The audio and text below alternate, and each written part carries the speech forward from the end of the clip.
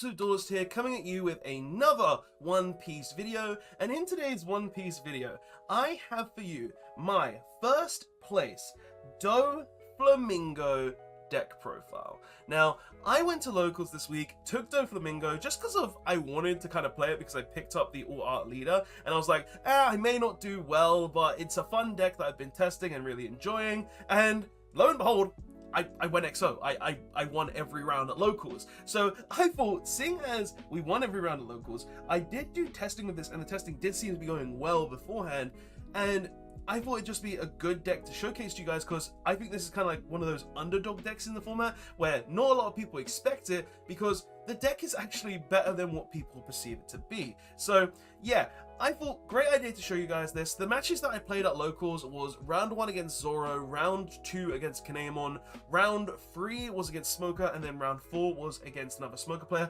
Only a 4-round locals, but still really good. And yeah, like it performed really, really well, being able to counteract a lot of things. Like, it has great matchups against Blacks because you just got Mihawk. They can go ahead and put the Borsalinos to the bottom of the deck. You've got stuff like Leader in general, which allows you to pay 1 Don while it has 2 Don on it and attacking, to look at the top card of your deck to go ahead and play that card. So it's just got a lot of good utility, and the Leader is insane because every turn you're essentially getting an additional 5k swing each turn for 3 Don instead of paying 4. And a lot of the times, if it's like a Doflamingo Kuma or it's a Boa Hancock, these cards will give you additional advantage as well. Whereas if the Kuma dies, you play a Pacifista, or if the Boa attacks, you're going to go ahead and draw a card. So I just think this deck is a lot of fun. It's really cool, and I want to showcase it to you guys because I never got to showcase my build in OPO1 because I just didn't have the opportunity to. But this build, I feel like, is something that I want to show you guys now, especially seeing as it's come first. Just give you guys an idea of what I was playing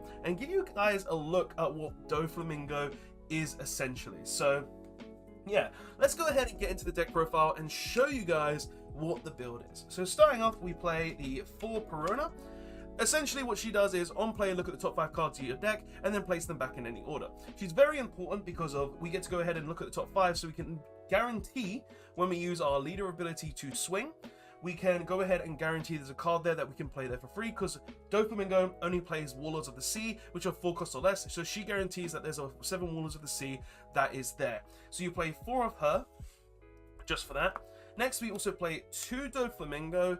He's essentially an additional Perona, where we can go ahead and play him, look at the top 3, so not as good as Perona, obviously, but is strong in the sense that we look at the top 3, see if there's a Warlord there, put it to the position that we need it to be in, so we can go ahead and play it next turn.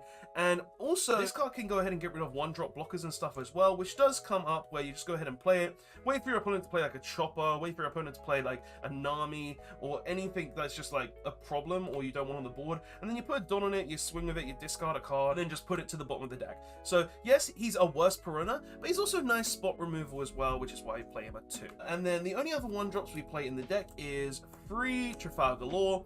1-drop blockers are becoming less and less prevalent, and because I wanted this deck to have a lot more counters in it, I chose to go with less Law, just for the fact that I wanted more counters. I felt like we don't want as many cards that don't have counter in the hand, so play less of him. He's fine at 3, I think. Like, I like him at the number he is, plus we can stack him to the deck when we need him in our hand to go ahead and play him. So yeah, kind of like the reason of playing 3, just because you can stack your deck whenever, so you put him at 3. So yeah, 3 Trafalgar Law.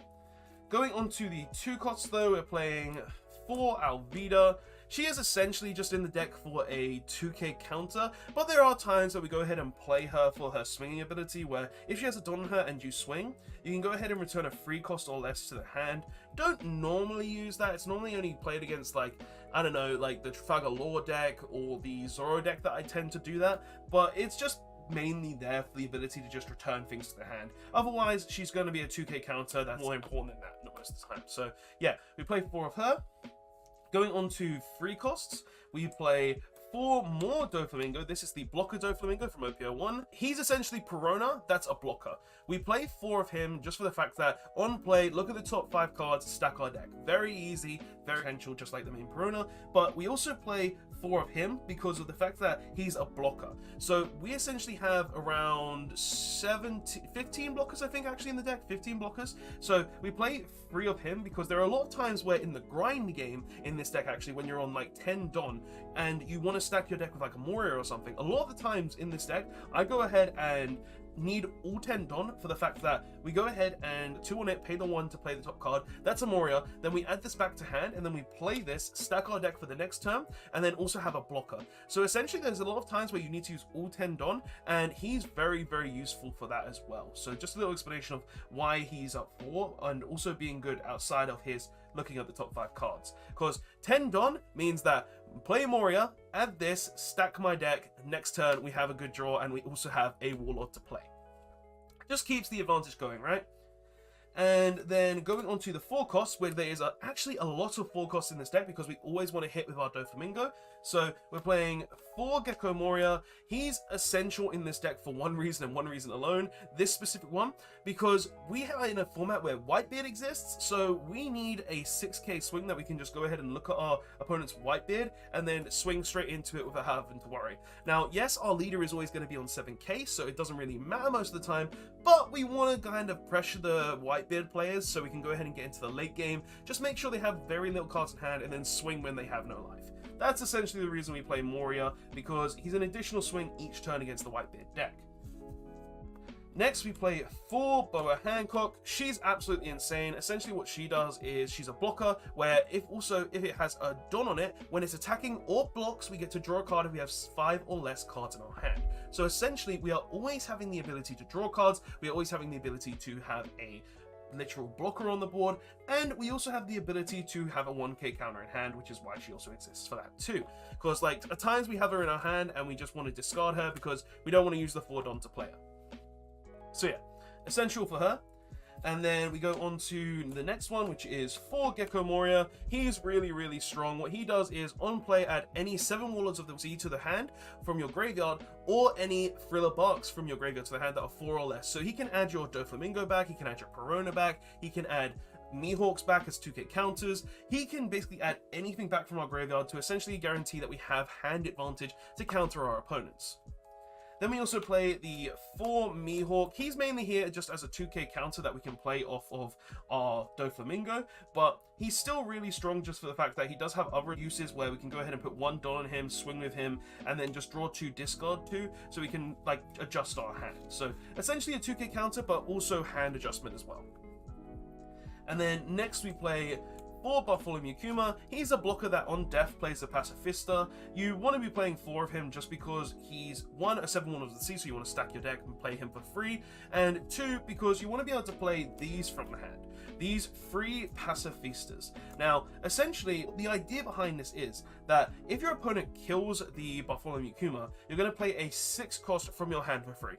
That's the entire logic behind this. You want to have 4 Kuma and then 3 of this, so you can always have access into this in your hand when you stack it to your hand, and then this to play off your Doflamingo. So if they kill this, you either keep the 5k swing, or if they kill it, as I just said, then you get to play a 6k swing instead. And also, the good thing about this is he's a blocker as well, so if you block with him, you still get to play the Pacifista as well for a swing next turn. So they kind of work hand in hand and are necessary with each other. Like, it's really useful. And then the only other 4 cost we play in the deck is 3 Marcel D. Teach. Yes, I don't own Jinbeis anymore. I got rid of them before I chose to play this deck, and guess what? I actually like this better than the Jinbeis.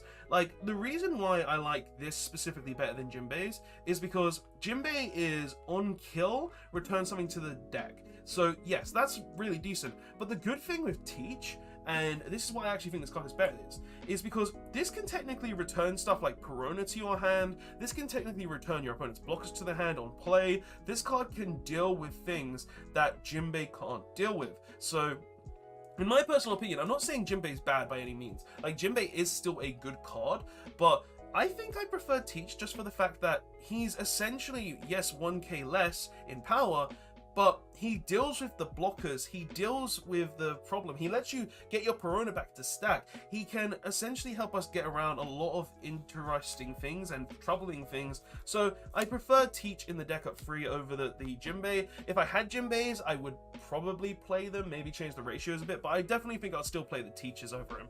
Like, Teach is just really, really nice. Then going into the 5-cost cards, we're playing the 4 Mr. Tube on Clay. He's only here for a 2k counter. There are times where I guess we could play him to go ahead and deal with a 2 cost or less blocker, but yeah, he's only there just to go ahead and literally be a 2k counter. There's no other reason for him in the deck. And then the last cards we're playing is 3 Dracul Mihawk.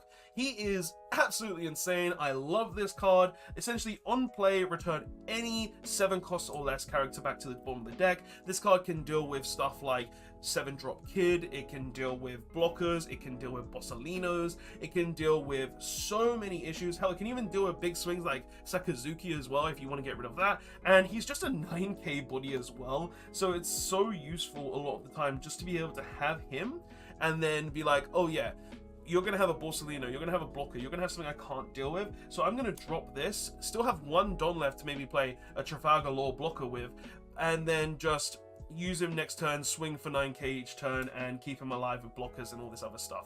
So yeah, he's absolutely insane. I wouldn't play him at 4. I don't think he's a 4-off because 3 is enough, seeing as you're stacking your deck a lot of the time, so you're always going to be able to choose when you want him in your hand. But I feel like this at 3 is the perfect number in my personal opinion. So yeah, guys, that is my first place Doflamingo deck profile. Personally, I think this deck is really, really cool, really underrated by quite a lot of people, because even at my locals, people were just saying, before the tournament started, why are you playing that? You're not going to do well, you're going to get smacked. And I was like, yeah, maybe, but I'm going to have fun doing it because I want to play this deck. And then I just looked at them at the end of the day and said, so I was going to get smacked, huh? Yeah. But no, guys, in all honesty, this deck is really, really good. There was multiple times throughout the day where I got to 0 life and they were on like 3 life, and then I was just able to change the game just for the fact that I can keep gaining more resources, I can keep my hand large, I can keep playing these big characters, blockers, and all of this for free. Like, I'm not gonna lie, this deck was a lot of fun, really good, really strong, has a lot of advantage gain, recyclability, and it's just a very good all-rounder deck that I feel like if you're playing it, like, you're just gonna have a lot of fun with it. So yeah, guys, that is all I have to say for this video. I hope you did enjoy. I hope you do like my Doflamingo deck profile. If there's anything you would change in the comment section below, why don't you say that in the comment section below as well. And yeah, I will see you guys in the next one. Absolute Duel is signing out, and Doflamingo, definitely still a really fun leader to play. Later all.